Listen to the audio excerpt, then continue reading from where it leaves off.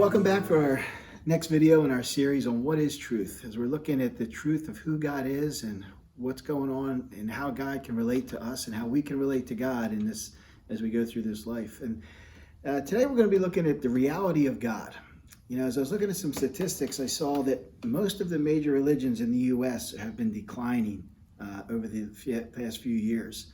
But the one group that's been growing is a group of atheists and agnostics, which is basically people who saying that God doesn't exist or that God may exist, but we can't really know for sure. And it's not going to be something that matters or impacts my life.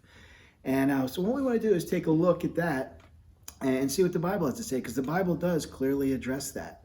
And it starts out right at the very beginning. God makes it very clear. It says in Genesis 1:1, the first verse of the Bible, in the beginning, God created the heaven and the earth.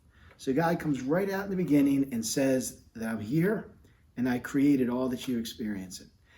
And you know, if an archaeologist was to go through a dig and they found a 10 by 10 square of, let's say, 2 or 3 bricks, you know, layers of bricks piled up on each other, held together by glue or cement or some kind of mortar or something like that, they would clearly say, this is proof that there is a civilization, that somebody was here before us, because this is something that was designed and built.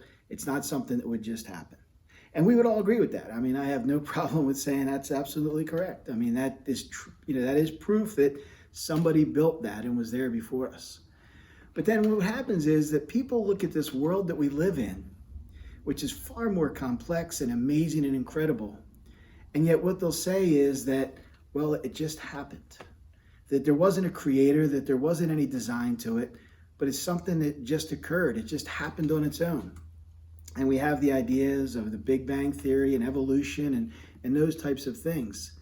But God addresses that. You know, hundreds of years ago when the Bible was written, God addressed that very issue. So I want to read for you from Romans 1, starting to verse 18. It says, for the wrath of God is revealed from heaven against all ungodliness and unrighteousness of men, who by their unrighteousness, and check this out, suppress the truth, which means they're holding back the truth. For what can be known about God is plain to them, because God has shown it to them. You see what that verse is saying? That God is saying that it's plain. It's very obvious that he exists. And it also goes on to say, because God has shown it to them. You say, well, how did God show it to us? Well, let's see what it says. It says, for his invisible attributes, namely his eternal power and divine nature, and check this out, have been clearly perceived. So God is saying that my power, my divinity, the fact that I'm God can be clearly perceived. And how has that happened? Ever since the creation of the world and the things that have been made. So they are without excuse. So what God is clearly saying there is that when you look at creation, you can come up to no other conclusion that God exists. And you see, and whether we want to admit it or not, God's saying, listen, I created you. I know how your mind works. I know about your heart, which is, our passion, our desire of who we are. God says, I know how you think and how you look at things. And there's no way that you could deny my existence when you look at creation. So what God is saying is that it's not a fact that we don't believe in God, but we choose not to believe in God.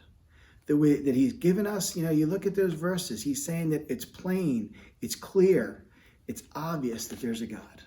But what we do is we choose to ignore that. The Bible even says, in another verse, it says that man has chosen to worship the creation rather than the creator.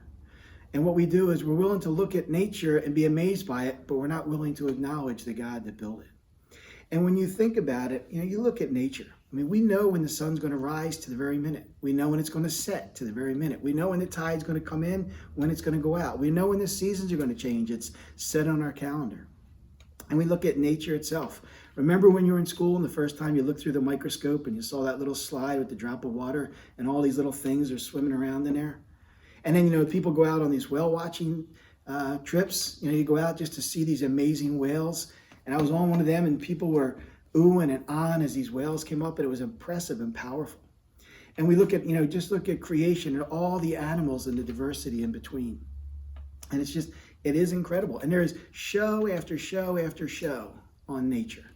And all those shows are talking about the wonder and the awesomeness of nature. as we just look at the animal, they follow the animals through their life from when they were just born to when they get older. And we're just amazed at animals and how they act and what they do and their instincts, the migration. You look at the geese, they fly in a V, how does all that happen? It's creation, it's God. And so what I want to challenge you with as we, in this video, this one, is that take a look at nature around you. Like I said in the very beginning, if you're really, truly desiring to seek and to know God, just continue to ask God. And again, if you're leaning towards, not believing in God, just say, God, if you're real, could you show yourself to me? Reveal yourself to me. Help me to know that you exist. And then take some time this week and walk around and just take a look at nature with the idea of, could this really have just happened? Or is this evidence of an amazing God that's trying to reveal himself to me? And we'll see you next week. Thanks. Look me right in the eye. Would you see the real me inside?